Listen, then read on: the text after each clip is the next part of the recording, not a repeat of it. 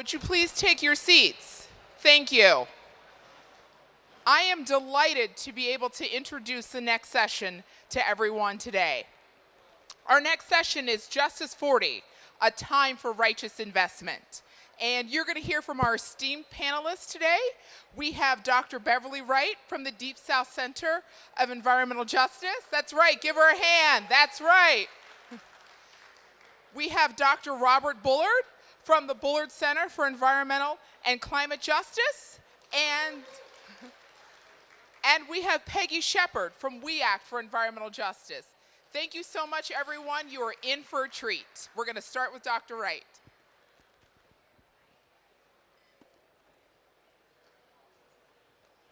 So, good afternoon, everyone. I think it's afternoon.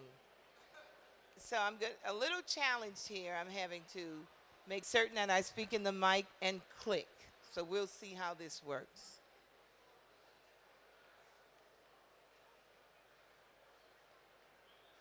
Next slide. So this is a pretty famous saying that I think we all agree with, and that is nothing about us without us is for us. And so when we talk about Justice40,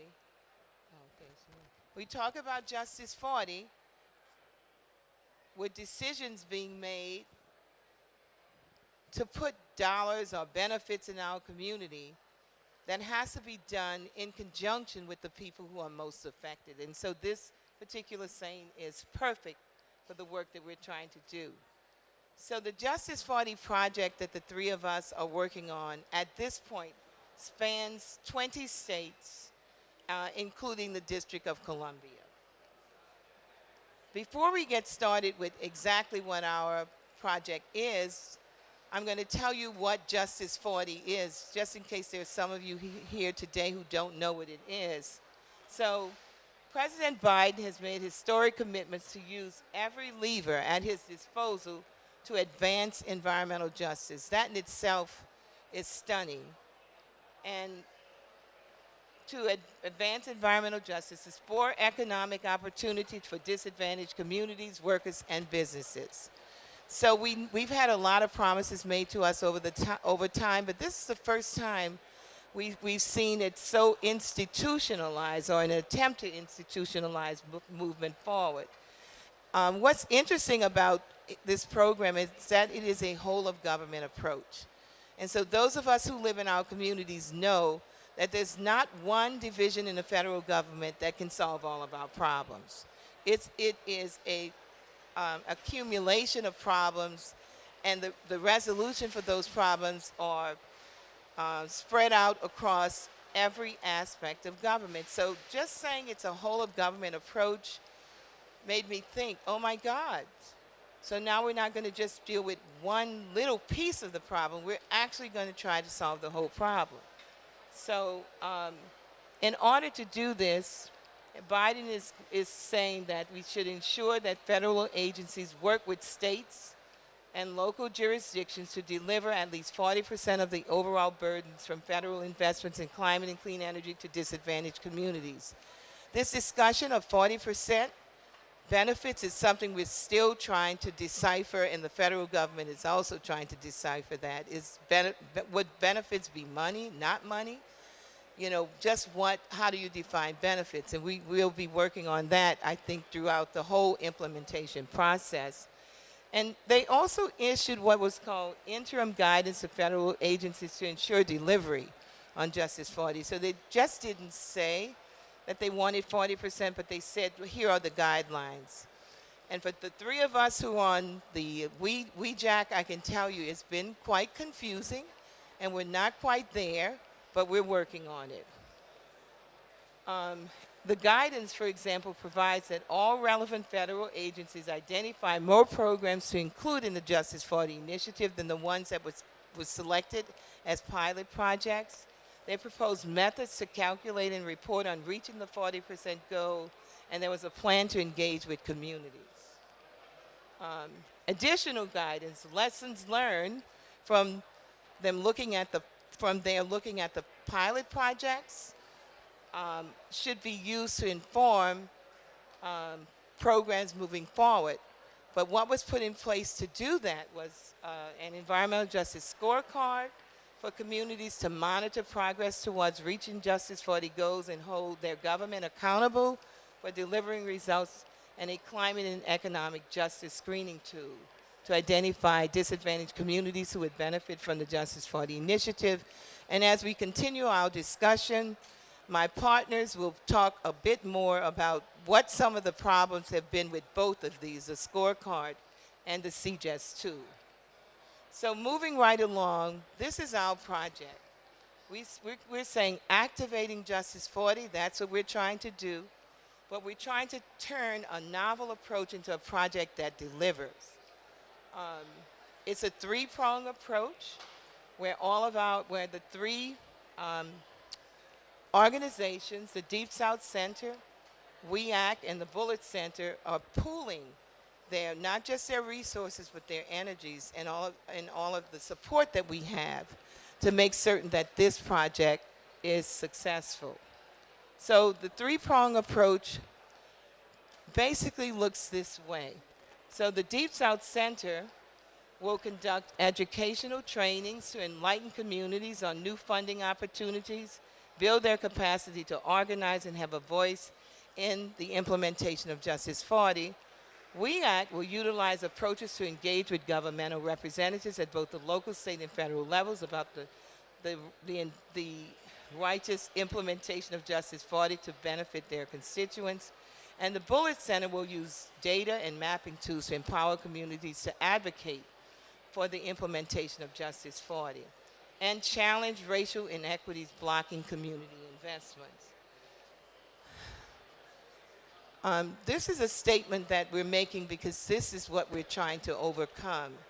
And what history has shown that too often projects intended to benefit our communities never reach us. And so we all have a whole list of such projects. My favorite is the HUD project that was supposed to make certain that more Americans own their own homes. And those funds in the Deep South, or the red states, went to white folks, and we never heard about the project. When we did, all the money was gone. So we do not intend for this to happen with Justice 40. We know that there are all kinds of traps out there being laid to make certain that these funds go to pet projects for city government, local, and even federal agencies, what they want, not necessarily what communities need. Our project is trying to address that.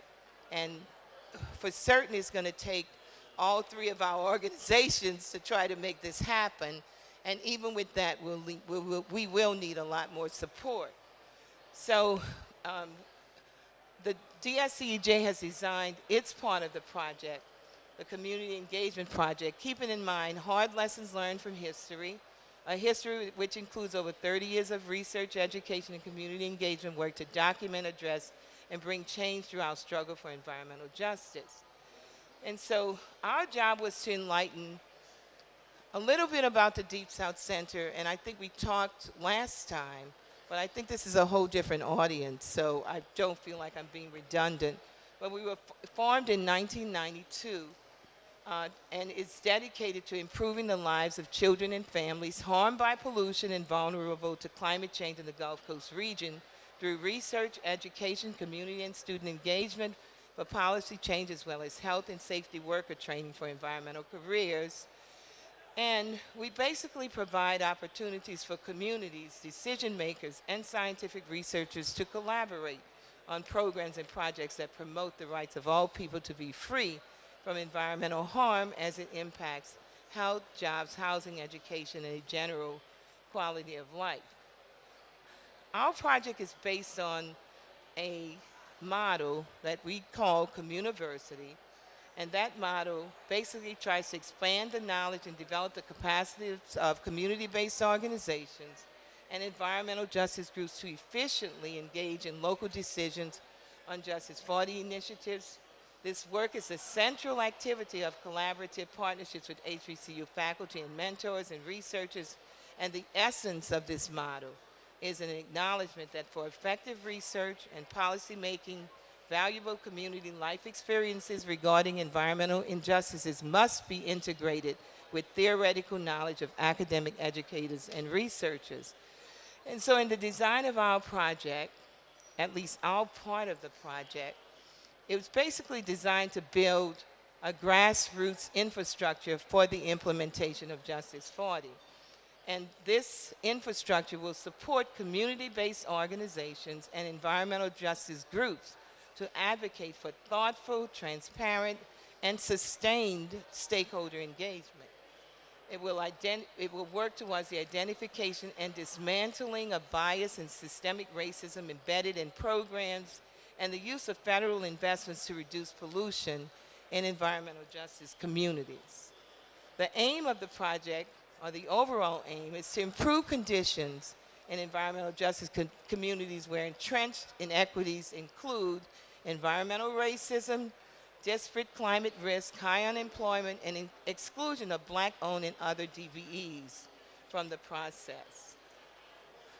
DSCEJ activities, and I'd just like to point your attention to the pictures on the right-hand side because we have had one convening so far where we initially were trying to bring 50 people. We end up with over 100 people participating in our first training and an introduction to our program. We fully expect that before the project is over, we will have reached at least 1,000 people involved in this process. So we're at the very beginning of our hard outreach and training. So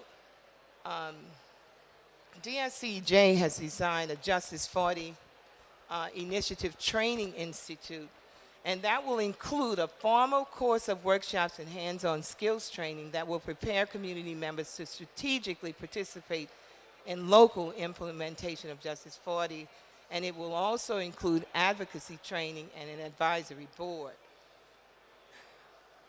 We're also trying to expand this work, or expand the number of community-based organizations that are actually engaged in this process. And surprisingly, we know that some communities don't know that this project exists, but in a conversation with Peggy, she informed me that there are a lot of local officials and state officials that don't know. So we assume that people know what Justice 40 is. It is surprising how many people who will be responsible for implementing this who don't know what it is. So we're trying to reach community people, but we also have to reach our local officials, which is amazing. We have to tell them how to do their jobs, but it looks like we'll have to do just that. So at this particular point in time with our program, we're going to expand the number of CBOs, community-based organizations, working in partnership with universities in the HBCU CBO Climate Change Consortium to a total of 20. So for those of you who don't know, we do have an HBCU Climate Change Consortium that's already in existence with approximately 8 communities we've been working with for almost 6 or 7 years. And the number of universities is probably up to about 32. And these HBCUs have been working with us through our climate change conference for the last almost 10 years. So we plan to expand that to include CBOs participating also in several other networks that we work with. One is the HBCU CBO Gulf Coast Equity Consortium, the National Black Environmental Justice Network, and the Environmental Justice Leadership Forum. We also are including the Black business associations that exist in most of the states that we're working in. Whew. So the project will, did I skip a slide? Did it go to? Okay. The project will facilitate and manage a collaborative partnership between CBO leaders and HBCU faculty and mentors. It will identify priority community benefits that can be achieved from investments under the Justice 40 Initiative, and it will develop and implement strategies for advocating for those benefits. To complete the task, the project will resource CBOs for participation, conduct educational trainings, and support faculty, mentors, and researchers. Also convene regional and local meetings. And this is what our major deliverables are. We have a Justice 40 Training Institute, a Justice 40 Hub network, Justice 40 case studies, and what we're calling Justice 40 action plans that should lead us to what we're calling a righteous investment, a righteous investment of Justice 40 funds. This, in conjunction with the work that our other two partners are doing, we hope will be an amazing conclusion to communities actually being resourced to solve some of their climate, I would call, problems. And pollution problems as well, because an environmental justice community is also a climate justice community. We find it hard to separate them, so we're working on both. And with that, as I am out of breath, I'm going to pass the mic to Peggy Shepard. Thank you.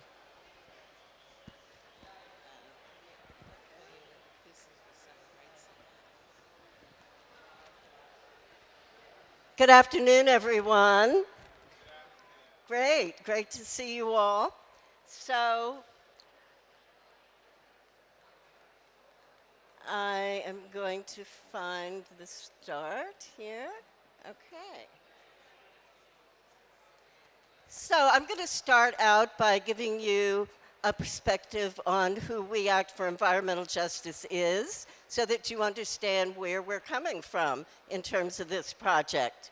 So we got started from community struggles around the siting of a major infrastructure project called the North River Sewage Treatment Plant. It was spewing odors and emissions that were making people sick. And so we started a 6-year organizing campaign as a volunteer organization to get the city to fix this plant that was mandated by the Clean Water Act. Now, this plant took and treated the waste from the entire west side of Manhattan. We see it as the first environmental racism initiative in New York City, because the plant was supposed to have been sited further down on the Upper West Side, but developers were able to get the Planning Commission to move it uptown. We have an office in Harlem. We are community-based. We are membership-based. We have 1,000 members in Harlem, Washington Heights, and Inwood. And we also started about 12 years ago a federal policy office in Washington, D.C., where we convene the Environmental Justice Leadership Forum, which is a network of about 50 environmental justice organizations around the country, across around 22 states, and we work to develop their capacity to really engage in environmental decision-making and to engage in federal policy work.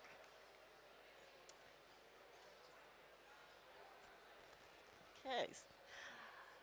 So what is our mission? Our mission is to engage the most impacted residents in environmental decision-making, because we know that if we're going to create policies that are equitable, fair, and effective, they must include the most impacted residents. And we must develop the capacity of residents to engage with their elected officials in environmental decision-making. So we want to ensure that the outcomes for Northern Manhattan communities are effective ones, and we want to build the power and capacity of the environmental justice movement so that we all have a strong voice together.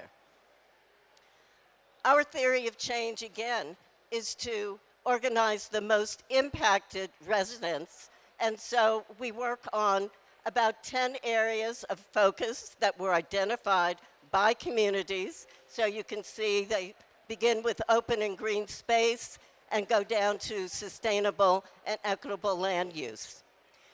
We work at the local, state, and federal levels. We have staff here who are working at the city council, the state legislature, and at the federal government level. And so those outcomes, again, are to ensure that we have the ultimate impact of a healthy Manhattan community and that we have a strong, resilient environmental justice movement. So what is our approach for Justice 40? We understand that most of our elected officials have never heard of Justice 40. I'm in meetings and I'll ask people, raise your hand if you know what Justice 40 is. Some of our congressmen, oh, okay, there's one back there. Some of our Congress people think we're talking about the Infrastructure Act. But no, we're talking about the Biden administration's commitment to commit and invest 40% of the benefits of clean energy investments in frontline communities. So our first objective is to carry out a comprehensive national communications plan to ensure that elected officials and stakeholders understand the issues. Then we need to develop local level mechanisms to ensure the implementation of Justice 40. We want to ensure that our elected officials are bringing those benefits to our communities.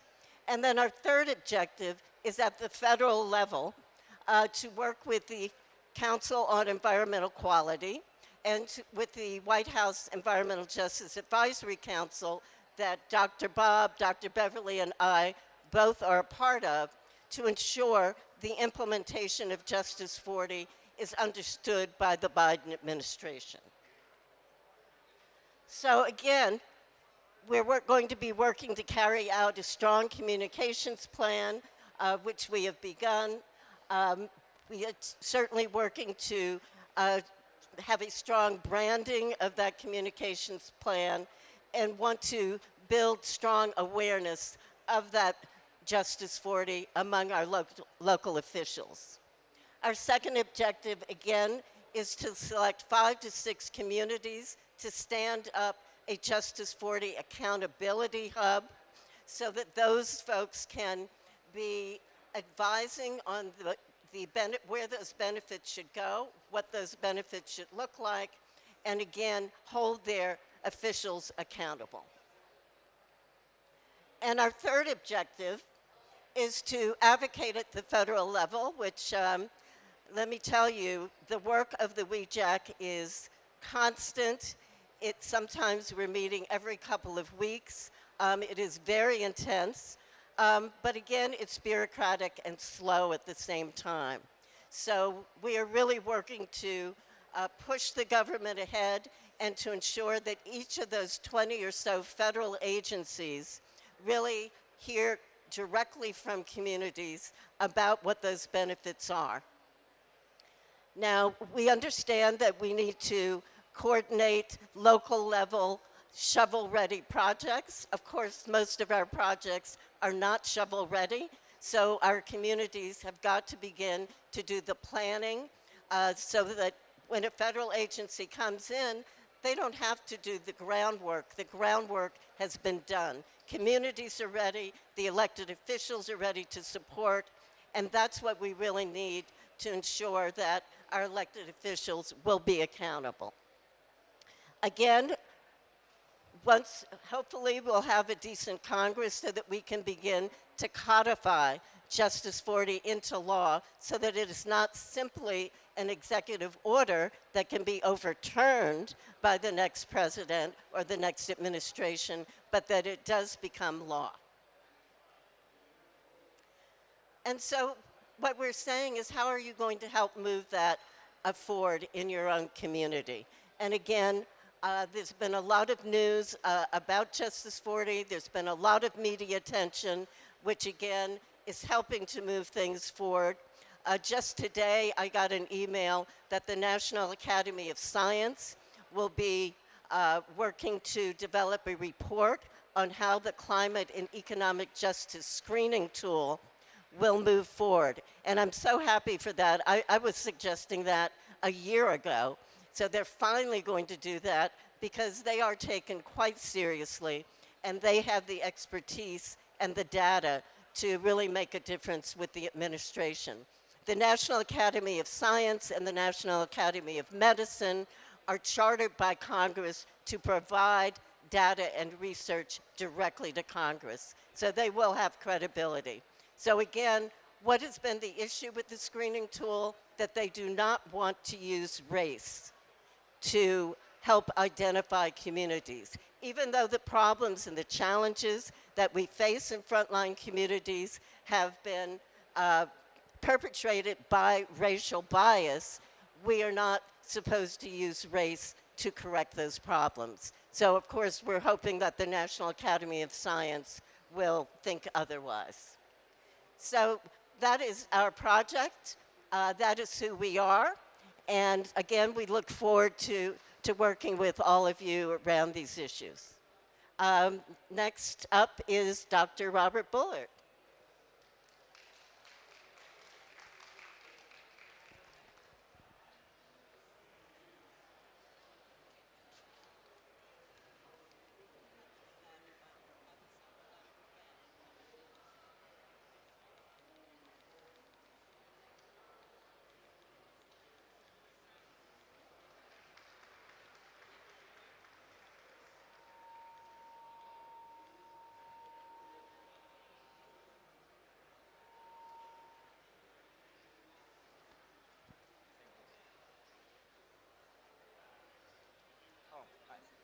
Thank you very much. My name is Robert Bullard. You just saw my presentation. Well, I'm the third leg of the stool in terms of this foundation for building out the Justice 40 initiative. And the Bullard Center is basically a center that works on research, policy, works on issues around tools and trying to develop the metrics and the kinds of data that can make sure or ensure that resources flow, benefits flow, funding flow, dollars flow to where they're supposed to go. Our center will be our center is actually the hub, research hub for our HBCU Climate Change Consortium and our HBCU Gulf Coast Equity Consortium. And Texas Southern University is based in Houston, Texas.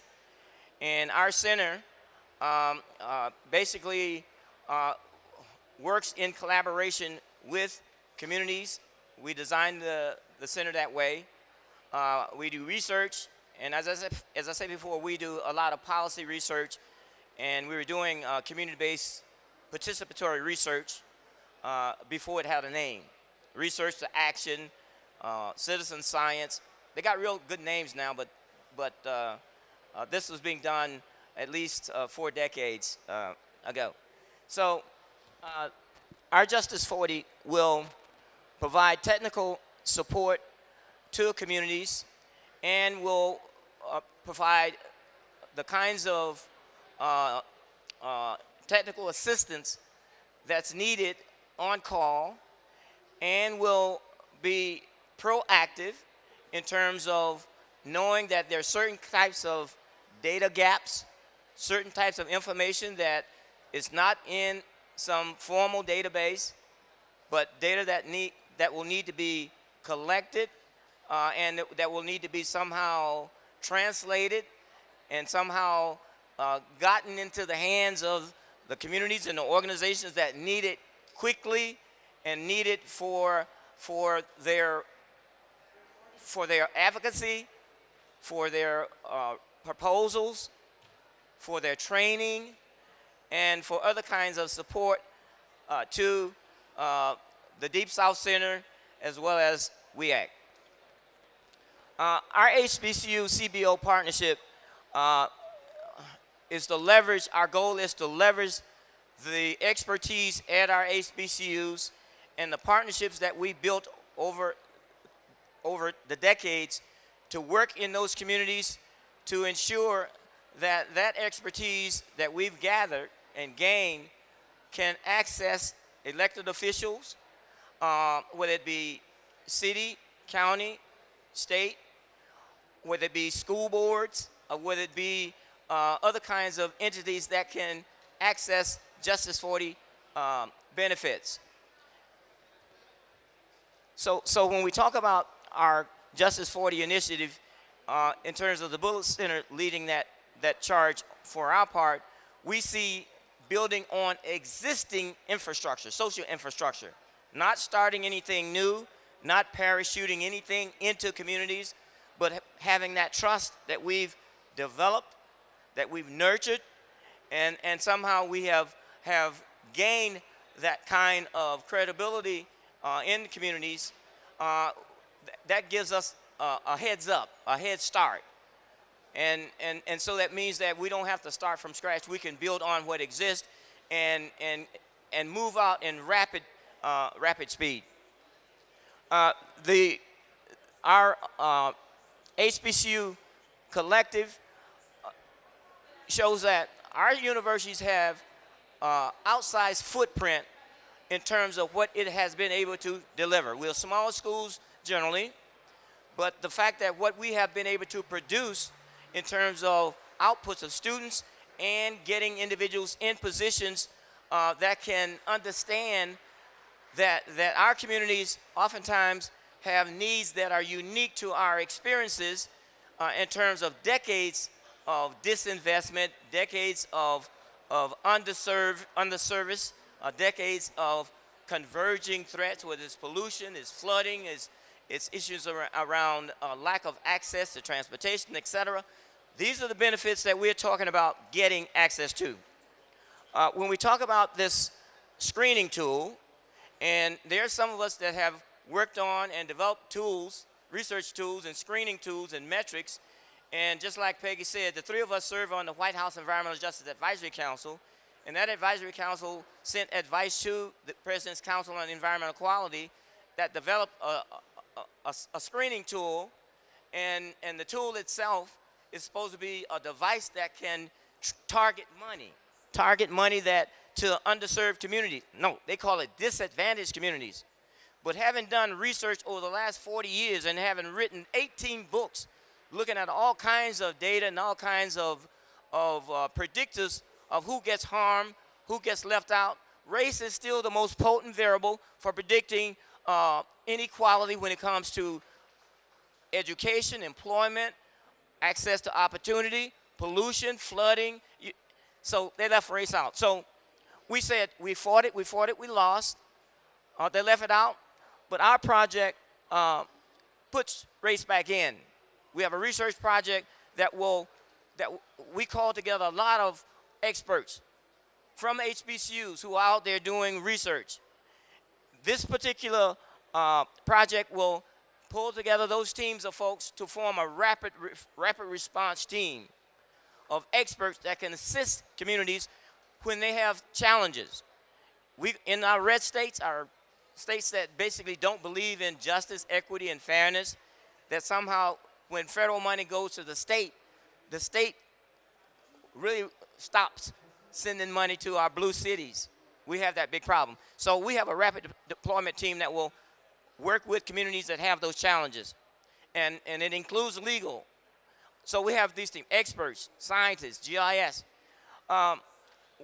We also have a technical support team on staff that we have assembled people who can work on all kinds of developing proposals, developing kinds of mapping, you name it. Our consortia and our project is to use the good information that we've assembled and build on that in terms of the work.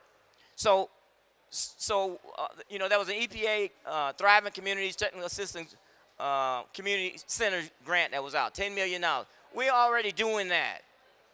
The damn proposal is so cumbersome and difficult, but anyway, that's another story.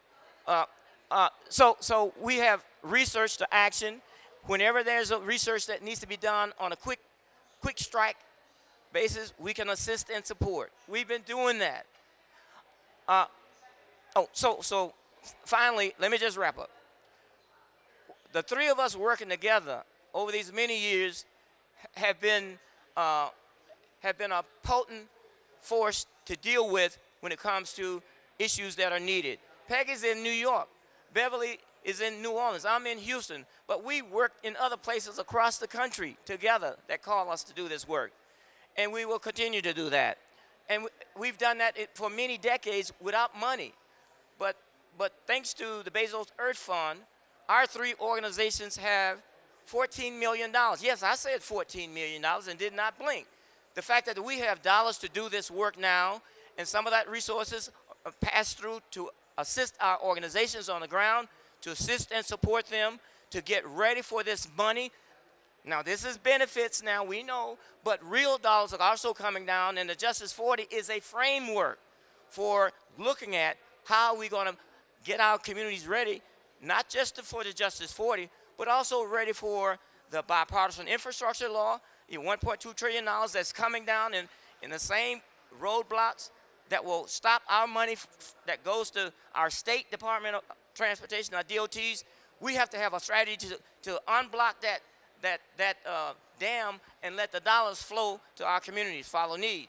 The same thing is true with the Inflation Reduction Act, where there's $370 billion in there for climate projects, $60 billion for environmental justice, $60 billion for energy transition. We have to get the Justice 40 framework and get our communities ready to access those dollars, real dollars, and if we're not ready, the money will bypass us. We say we will not allow money to follow money. This is the dominant paradigm, where it's happened for the last 150 years. Money follows money follows power, money follows whites. I worked that out, I worked that formula out. It's very scientific, believe me. Communities have been saying that all along. What we want is money following need, and money following those communities that have been visible and left out. Thank you very much.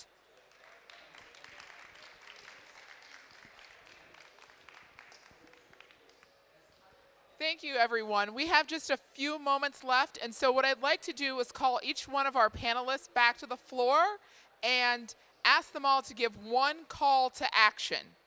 So we're going to start with Dr. Bullard. You already had your call for action. You want to just amplify it, and then we'll go to you, Peggy, and then Dr. Wright.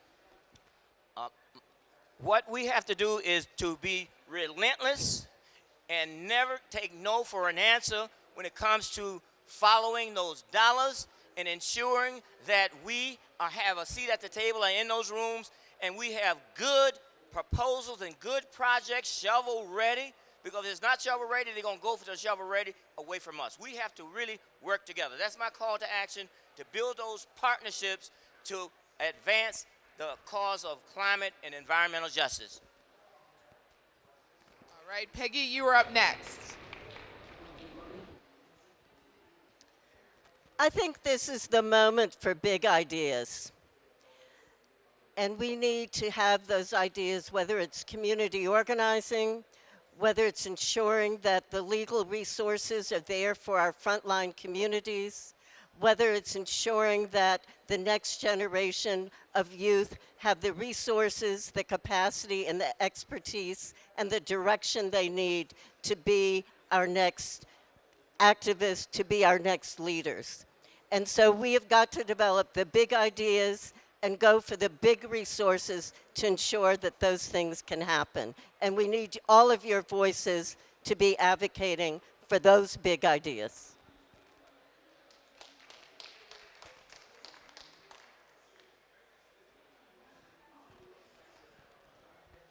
Well, my call to action is for young people to really get involved and to take over from those of us who've been around for a very long time. We don't mean for you to push us out. We mean for you to stand next to us, and we will push you forward so that you can take on the mantle. This is a fight for the present, but it's mostly a fight for the future. And the future is with young activists, young scholars. We need you to get on board and to become interested in the work that needs to be done. Thank you. And this concludes our Justice 40 presentation. I'd like you to just give a huge round of applause to our speakers this afternoon. And that's right. And our next panel will be starting at 2:30, Unlocking Finance for Climate Resilience Innovation in Africa. We'll see you back here at 2:30. Thank you.